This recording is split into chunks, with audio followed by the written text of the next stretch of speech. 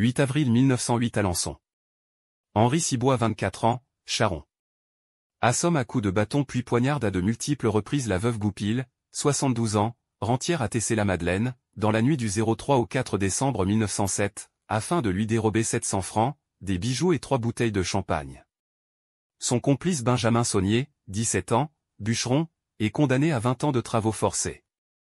Gracié le 11 août 1908.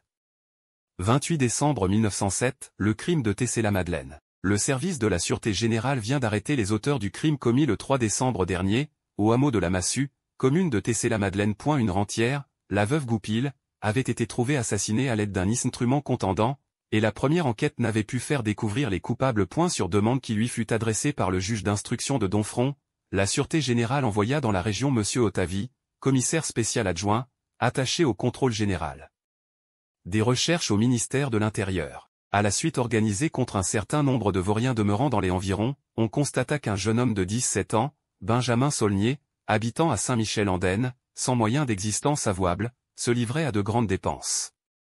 On apprit qu'un de ses camarades, Henri Cibois, jusqu'ici dénué de ressources, avait payé comptant une bicyclette de 200 fr. Arrêtés tous les deux et pressés de questions, ils avouèrent être les assassins de la veuve Goupil. La maîtresse de Saulnier, une nommée Toutani, a été également mise en état d'arrestation. Son amant avait déclaré que sur le produit du vol et sans lui en laisser ignorer la provenance, il lui avait remis une somme de 100 fr. Les 3 inculpés ont été écroués à la prison de Domfront.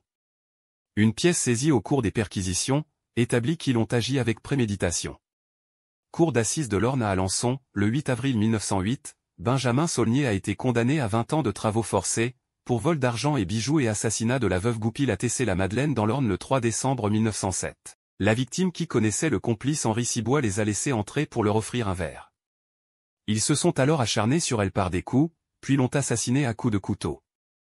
Henri Cibois a été condamné à la peine de mort. Henri Cibois a été gracié le 11 août 1908.